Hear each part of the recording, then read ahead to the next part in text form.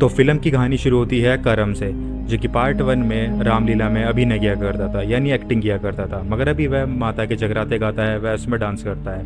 वह और उसके पिता जगजीत दोनों ही ये काम संभालते हैं। मगर इतना काम करने के बावजूद वह दोनों कर्ज के दलदल में डूबे हुए हैं। और साथ ही करम जो है परी नाम की लड़की से प्यार करता है। दोनों एक दूसरे से प्यार करता है।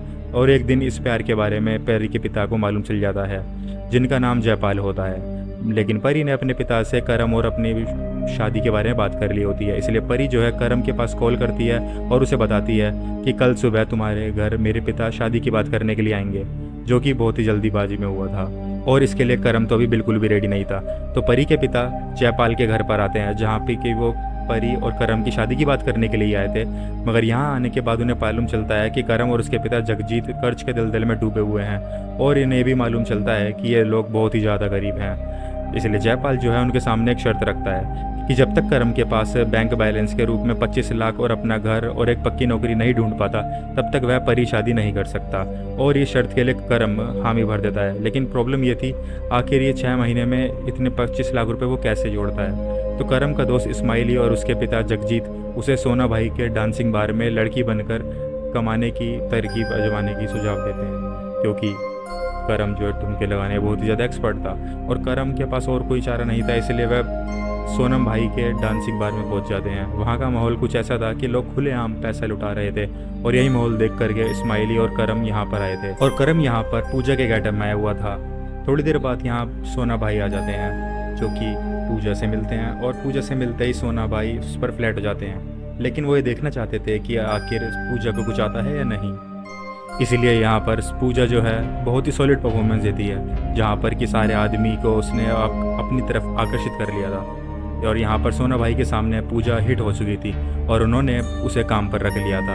और सोना भाई को पूजा बहुत ही ज़्यादा पसंद आ चुकी थी। तो अगले दिन करण जो अपने कपड़े सुखा रहा होता है, तभी उसके पिता उसके पास आते हैं। दरअसल उन्होंने क्रेडिट कार्ड का पेमेंट अभी तक नहीं किया था और तभी उनका बंदा बार बार उन्हें फ़ोन कर परेशान कर रहा था। इसीलिए करम के पिता जो है उसे फ़ोन देते हैं और यहाँ करम उस बंदे से पूजा बनकर सुरीली आवाज़ में बात करता है।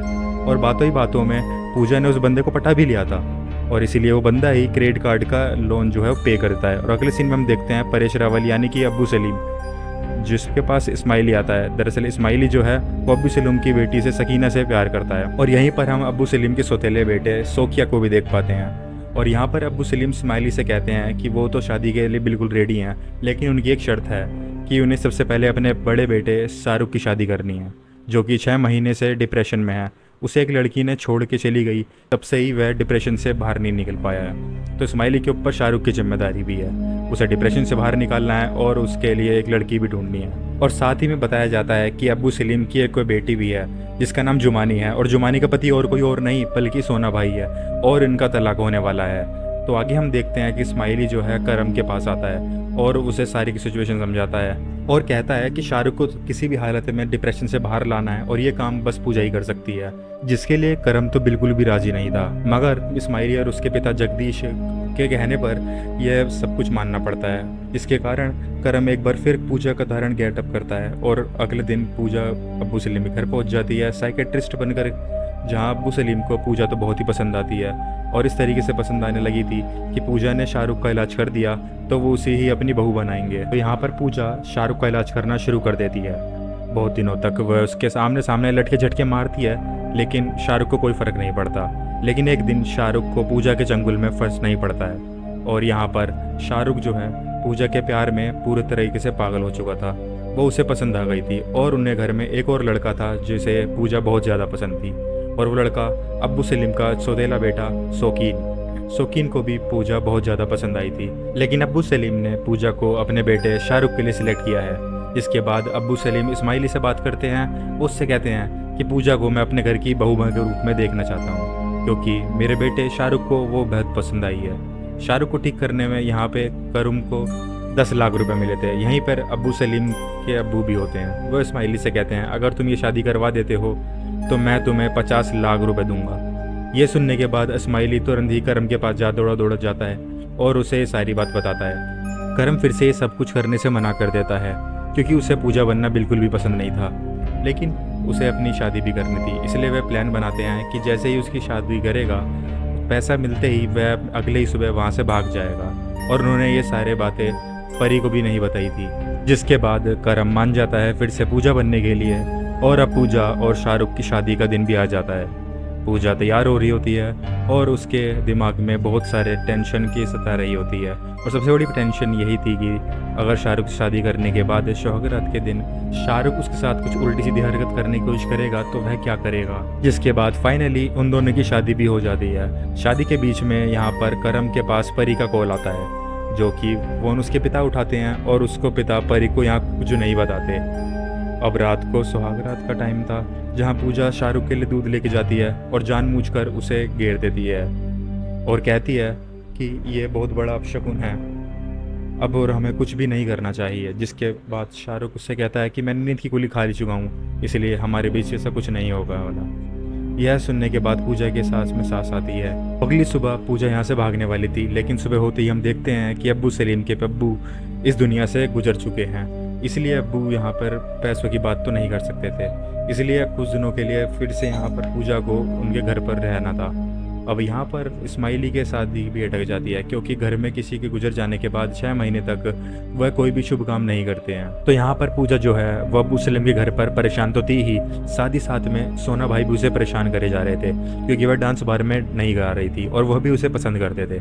और साथ ही वो क्रेडिट कार्ड वाला बंदा जो उसे पसंद करता था उसे बार बार कॉल करके परेशान कर रहा था, क्योंकि वह भी पूजा से प्यार करता था। और यहाँ पर पूजा सभी को संभाल रही थी। अगले दिन ही यहाँ पे एंट्री होती है करम की। मतलब करम तो अभी तक किसी के सामने नहीं आया था, और जब वो सामने आया तो जुमानी यानी कि अब्बू सलीम की बेटी वो बहुत ज़्यादा पसंद आता है। वह कहती है कि सोना भाई से तलाक होने के बाद वह करम से ही शादी करेगी, लेकिन करम को जुमानी बिल्कुल ही पसंद नहीं थी। लेकिन करम के पिता यानी जगदीश को जुमानी बहुत ज़्यादा पसंद आती है, और इसलिए जगदीश जुमानी से शादी करना चाहता था। इसलिए वह उसे घर पे पहुंच जाता है, लेकिन यहाँ जुमानी जगदीश को बहुत ज़्यादा बुरी तरह से डांट के भगा देती है। अब अगले सीन में हम पूजा को देख पाते हैं, जो कि सोना भाई के डांस बार में थी। तो यहाँ पर सोना भाई पूजा से कहते हैं कि मेरे 2 बच्चे हैं, क्या तुम उन ये 2 बच्चों की माँ बनना पसंद करोगी। लेकिन पूजा यहाँ पर कोई भी भाव नहीं देती, लेकिन मना भी नहीं करती है, क्योंकि यहाँ पर उसे पैसे भी कमाने थे। तो अब जिस तरीके से करम जो है पूजा के गेटअप में घूमता रहता है, इसलिए कभी कभी उसके लिप्स पर लिपस्टिक लगी रहती है, तो कभी कभी वो लड़कियों के कपड़े लेकर इधर उधर घूमता रहता है। तो जुमानी भी कभी कभी उसके ऊपर लिटकने की कोशिश रहती है, और परी ये बहुत दिनों से नोटिस कर रही थी, इसलिए परी को यहाँ पर करम पर बहुत ज़्यादा शक हो रहा था। अब कुछ दिनों के बाद हम देखते हैं कि शाहरुख को पूजा के साथ रोमांस करने की इच्छा होती है, इसलिए वह उसके नज़दीक जाने की कोशिश करता है। ये लेकिन पूजा यह सब नहीं चाहती थी, क्योंकि उसे पूजा नहीं बल्कि करम है। लेकिन यहाँ शाहरुख जब ज़बरदस्ती करता है, यहाँ पूजा के सर के बाल तो निकल आते हैं और उसकी चोरी जो है पकड़ी जाती है। तब वह दोनों साथ में बैठते हैं, और यहाँ पर पूजा उसे अपनी सारी सिचुएशन समझाती है कि वो एक लड़की से प्यार करता है और उसी वजह से यह सब कर रहा है। करम भी उसे ये सब बताता है, वह भी ये नहीं करना चाहता, लेकिन अपने पिता की वजह से वो ये सब कर रहा था। तो अब शाहरुख भी करम का साथ देने लगता है। अब कुछ दिनों के बाद अब्बू सलीम के घर वालों को मालूम चलता है कि पूजा माँ नहीं बन सकती। यह सुनने के बाद अब्बू सलीम को बहुत ज़्यादा बुरा लगता है, क्योंकि उन्होंने सोचा था कि शाहरुख को एक संतान हो जो कि उसका वारिस बने, लेकिन यहाँ पर ऐसा कुछ नहीं होता। इसलिए वह लोग पूजा को झाड़ा लगवाने के बात करते हैं, और यह सुझाव देती है कोई और नहीं बल्कि जुमानी।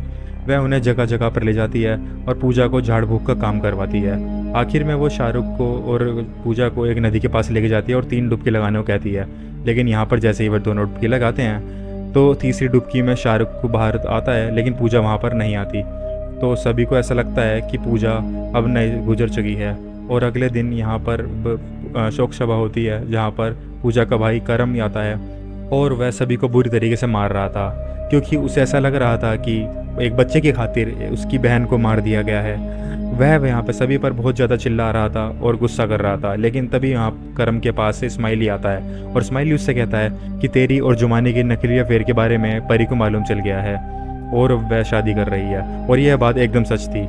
जैसे ही करम उस जगह पहुंचता है जहां पर उसकी शादी थी, तो उसे मालूम चलता है कि परी सचमुच शादी कर रही थी। दरअसल परी ने करम और जुमानी को एक साथ में देख लिया था, जो कि एक बहुत ही बड़ी गलतफहमी थी। जब वहां पर एक डांसिंग परफॉर्मेंस होने वाली थी, तो यहाँ पर करम जो है एक बार फिर पूजा बनकर आता है और एक सभी के सामने एक सॉलिड परफॉर्मेंस देता है, और आखिर में एक सॉलिड स्पीच देता है और बताता है कि एक लड़के को प्यार पाने के लिए क्या क्या करना पड़ता है। एक पुल्लिंग को स्त्रीलिंग में बनना पड़ता है और अपना प्यार को पाने के लिए वो सब कुछ करना पड़ता है जो कि उसे सही लगता है। लेकिन उसे प्यार ही जब उसे नहीं समझ पाता तो वहाँ पर वो एक लाइन कहता है जो कि सभी के दिल पे जाकर लगती है, जिसके बाद परी के पिता उनकी शादी के लिए राजी हो जाते हैं। तो परी और करम की शादी कर दी जाती है और वहीं पर ये मूवी एंड हो जाती है। तो अगर मैं इस मूवी का रिव्यू दूँ तो एक तरीके से मैं कह सकता हूँ ये फुल कॉमेडी मूवी है। दिमाग अपना छोड़ के जाने, क्योंकि लॉजिक देखने जाओगे तो भाई बिल्कुल वैसे ही नहीं आएगी और बेफालतू की मूवी लगेगी। और बाकी अगर एक चीज़ में मैं इसमें कुछ कहना चाहूँगा कि इसमें हीरो और हीरोइन का किरदार खाली एक ने कराया और ये भाई हमारे आयुष्मान खुराना। भाई क्या बंदे ने एक्टिंग करी है, मतलब पूरी मूवी में स्टार्टिंग से लेकर एंड तक बांधने वाला बंदा खाली एक ये और एक परेश रावल और ये 2-3 छोटे मोटे एक्टर, मतलब छोटे मोटे मतलब ये भी बढ़िया एक्टर है और मतलब बढ़िया एक्टिंग है। और तुम मतलब यहाँ पे बैठोगे ना तो हंसोगे। और बाकी मैं तुम्हारे से कुछ कहना चाहूँगा कि यार अगर तुम चैनल को सपोर्ट करना चाहते हो सपोर्ट कर सकते हो सब्सक्राइब बटन दबा करके और लाइक कर सकते हो वीडियो को। और अगर कुछ इंस्पिरेशनल मूवी वगैरह तुम्हारे को सुननी है या देखनी है या कुछ उनका रिकमेंडेशन दे सकते हो तो प्लीज़ कमेंट के अंदर बता देना। बाकी जय हिंद, जय भारत, वंदे मातरम, भारत माता की जय।